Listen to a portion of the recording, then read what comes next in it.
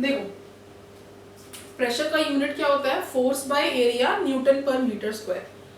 तो प्रेशर का एक और होता है एटमॉस्फेरिक प्रेशर को एटीएम में, यानी एटमॉस्फेरिक प्रेशर इसको बोलेंगे एटीएम को। That's a new unit for us, ठीक है। और रिलेशनशिप ये होती है कि 1 एटीएम, जैसे होता है ना 1 न्यूटन मतलब कितना क्या, तो वैसे ही 1 atmospheric pressure is equal to 76 centimetre of mercury, Hg is mercury. हम लोगों ने केमिस्ट्री में Hg हमें आगे पढ़ना ही है। और उसका रिलेशनशिप 1 एटमॉस्फेरिक प्रेशर का पास्कल के साथ, जो हमारा यूनिट है, वो होता है 1.013 इंटू 10 का पावर 5 पास्कल। 10 का पावर 5 मतलब कितना, 5 0 जगह 1 2 3 4 5, मतलब 101300 पास्कल, है ना। अच्छा, अभी तुम्हारे दिमाग में ऐसे आ रहा होगा कि एटीएम क्या होता है, 76 सेंटीमीटर ऑफ मर्करी क्या होता है, इसको बहुत लोग 760 mm ऑफ Hg भी बोलते हैं। मीटर्स में लिखे तो 0.76 मीटर ऑफ मर्करी होता है, वाटर के टर्म्स में लिखे तो 13.5 मीटर्स होता है। तो ये सब तुमको लग रहा होगा कि ये प्रेशर है, मीटर मिलीमीटर ऑफ मर्करी, क्या है ये सब, है ना। ये क्वेश्चन को तुम थोड़ी देर के लिए पार्क करो। The moment we finish the numericals on pressure, we'll then go deep into liquid pressure. So once we'll come across liquid pressure ना, ये सब हम बहुत अच्छे से तुमको समझा देंगे। But my only motive is कि कल को तुम ये सब चीज लिखा हुआ देखो तो कुछ सब सोचना मत कि कुछ नया है, बस सोचना कि मैम बाद में बताएंगे इसको, ठीक है। Just make a note of it to be done later. ये भी अगले 2 लेक्चर में you will understand कि इसका मतलब क्या होता है, ठीक है। So I think we should proceed with some numericals. उससे पहले क्विक रिवीजन हम लोग कर लेंगे यहाँ पर। तो एक टॉपिक होता है जिसको बोलते हैं What are the factors that affect pressure? कैसे निकालेंगे हम इसको। प्रेशर मेरा क्या होता है, फोर्स, कौन सा फोर्स, थ्रस्ट वाला फोर्स बाय एरिया, ठीक है। अब ये थ्रस्ट को मैं थोड़ी देर के लिए मिटा दे रही हूँ।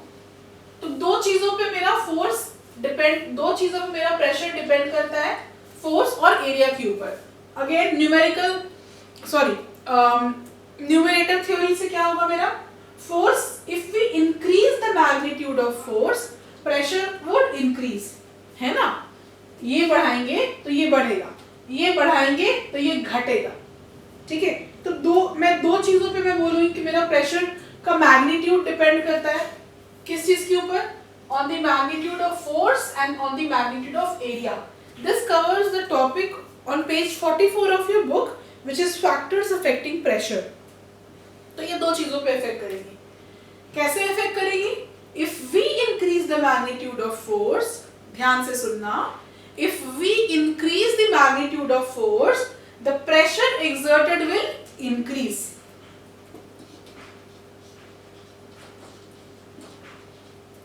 Next topic, if we decrease the area, decrease यानी घटा रहे हैं एरिया को, the magnitude of pressure would increase, ठीक है। ये पॉइंट भी हमारा कवर हो गया।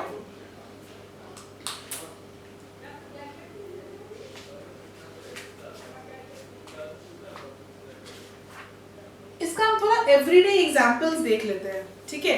तो हमें एवरीडे एग्जांपल पे अगर प्रेशर को बढ़ाना है तो मेरे पास दो तरीका है, या तो मैं फोर्स को बढ़ाऊं या तो मैं एरिया को घटाऊं। तो एरिया को घटा लेने का एग्जांपल्स में से कौन कौन सा होगा, एक एग्जांपल होगा that we were doing right now, nail, hammer, है ना। तो जब हम लोग को नेल का जो शेप होता है मेरा वो ऐसा होता है, क्यों, because we want the nail to get inserted. तो हम लोग उसका एरिया क्या करते हैं, डिक्रीज करते हैं, ठीक है।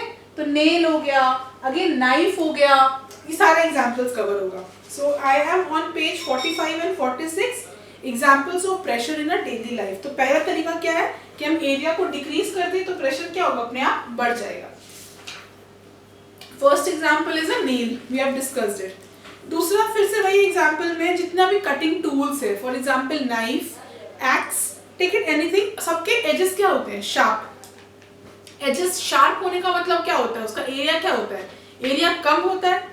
अगर एरिया कम होगा तो प्रेशर क्या होगा, बढ़ेगा, ठीक है। Again, the third point is the example of a heel sandal that we have been discussing.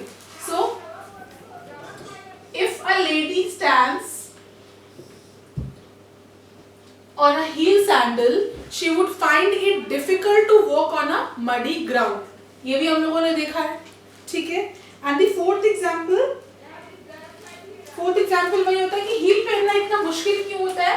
Because the force exerted on the body. यहाँ पे the lady has a foot, right? इनका जो ये feet होता है, the force exerted on the foot is more. तो हम लोग को heel पहनने में ऐसी दिक्कत होती है. So the पहला तरीका जो मेरा ये है कि प्रेशर को कैसे बढ़ाया जाए, एरिया को घटा करके बढ़ाया जाए. ये पहला तरीका मेरा कवर हो गया, सारे एग्जाम्पल्स में इसके कवर हो गया. दूसरा तरीके में आते हैं कि अगर मुझे प्रेशर को बढ़ाना होगा तो फोर्स को भी क्या करना पड़ेगा, बढ़ाना पड़ेगा. तो जब मैं नेल को हैमर करूं, याद करो, तो ज्यादा ताकत से, ज्यादा फोर्स से मुझे उसे अंदर पेनिट्रेट करना पड़ेगा. ठीक है, okay. Then again if you have notice this, ठीक है, वी हैव डन दिस. अब यहां पर आते हैं एग्जाम्पल. आप लोगों ने नोटिस किया होगा, you must have seen the wheels of a truck. तो ट्रक जितना बड़ा होता है ना, उसमें उतना ज्यादा व्हील्स होते हैं, चक्का व्हील्स. ठीक है. सो जैसे अगर मैं छोटा ट्रक का बात करूं जो वैन जितना बड़ा होता है, उसमें देयर आर जस्ट 4 व्हील्स ना. 2 आगे की तरफ होता है ट्रक में और 2 पीछे की तरफ होता है. ठीक है.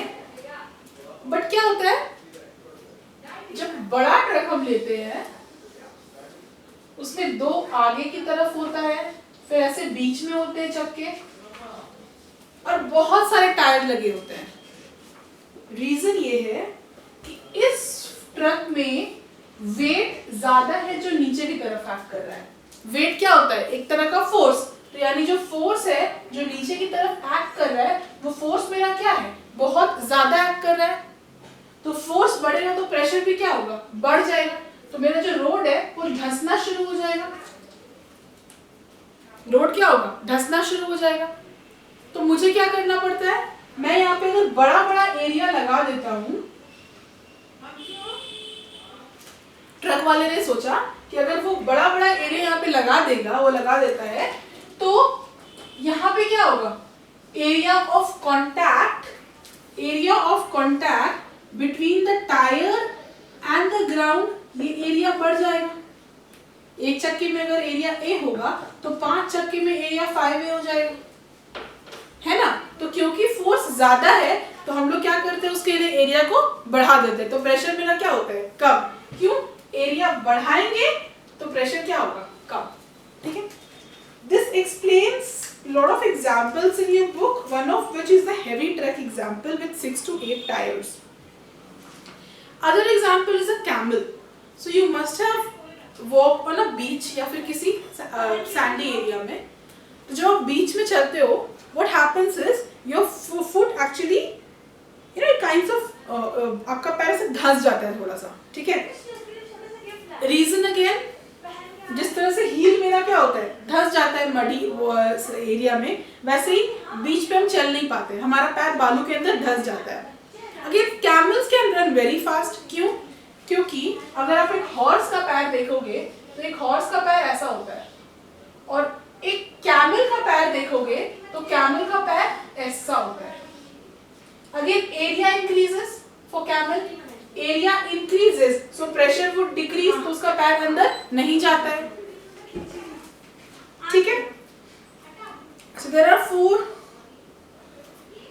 Are more examples to it. Again army tanks का एग्जाम्पल दिया है. सो टैंक और बंकर जो हम देखते हैं ना, जनरली कश्मीर और वो सारे बॉर्डर वाले एरियाज में जो गवर्नमेंट के टैंकर्स होते हैं, उनके नीचे क्या होते हैं, व्हील्स के साथ साथ ऐसे चेन लगा रहता है. ये क्या है, आर्मी टैंकर्स होते हैं, वो यहाँ से गन लेके मारते हैं, है ना. तो जब व्हील में मुझे इतना सही एरिया मिल रहा था, ये टैंकर लगा देने के बाद, ये चेन लगा देने के बाद, ये टैंकर बहुत भारी होते हैं, तो ये मेरा क्या होता है, एरिया बढ़ जाता है. अगेन एरिया बढ़ेगा तो मेरा प्रेशर क्या होगा, कम होगा. Similarly more examples are given in this manner from your book.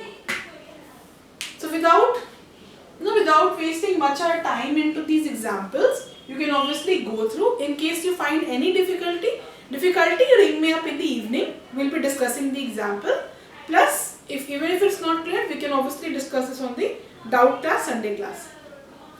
So now we'll move to numericals. Again numericals के लिए हम वही strategy follow करेंगे. हम solved example बनाएंगे, एक solve example बनाएंगे और उससे match करता हुआ जितना भी back questions होगा हम लोग उसको simultaneously solve करेंगे. Okay, so take out your solved examples from the book.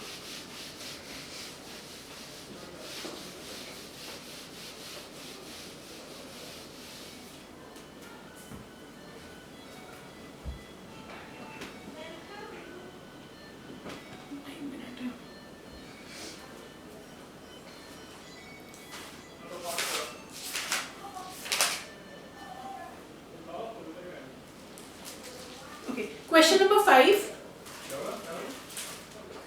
So all we know is कि pressure क्या है मेरा, force, कौन सा वाला force, thrust वाला, by area.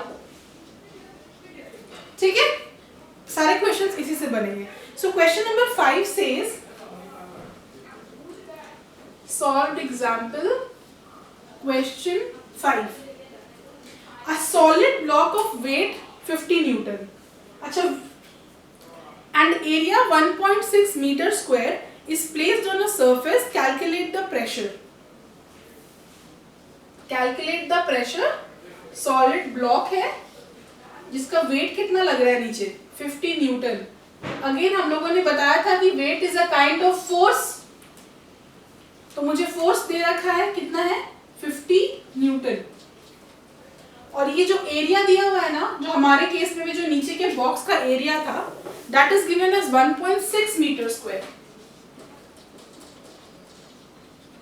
प्रेशर क्या हो जाएगा, force by area which is equal to 50 divided by 1.6 newton metre square. ये यहां से काटेंगे हम, and when we solve this we get 50.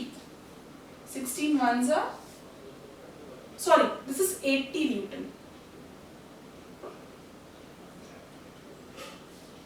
This is a slight mistake. This is 80 Newton. So this becomes 80. ये हम लोगों ने फिर काटा. 16 5s are 80, 0. So answer is 50 Newton per meter square. Easy. Next question. Question number 6. Solved example.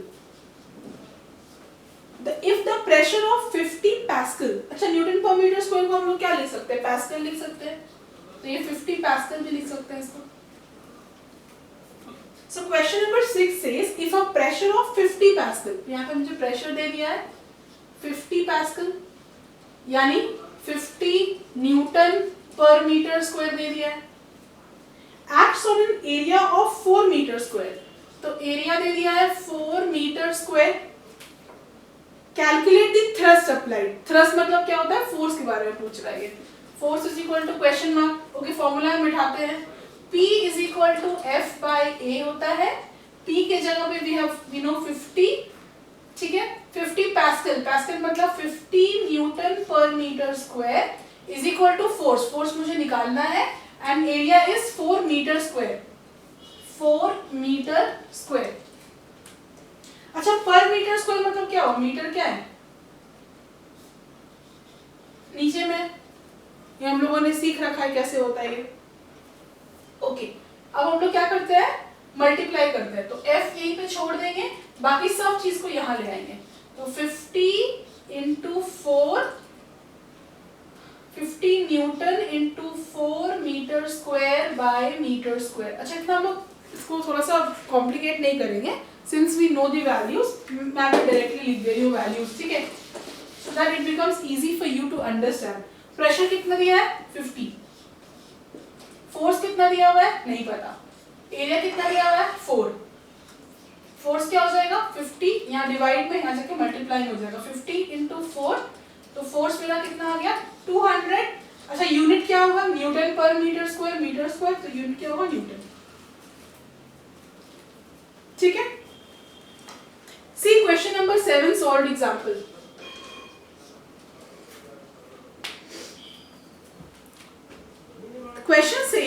There is this force of 20 Newton.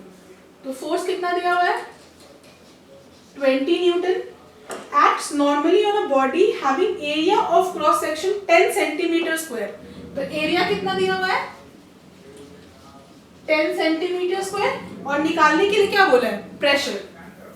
So pressure we don't know, ठीक है।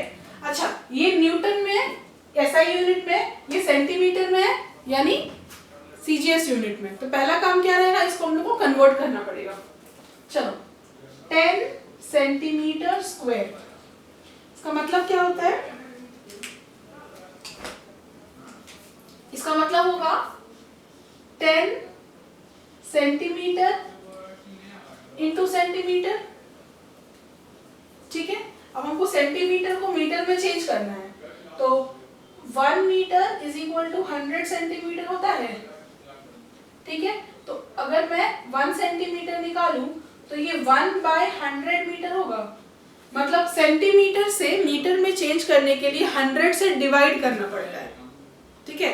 जैसे 5 metre, 1 metre मतलब 100 सेंटीमीटर, तो 5 मीटर मतलब 5 को multiply कर दो 100 से 500 सेंटीमीटर।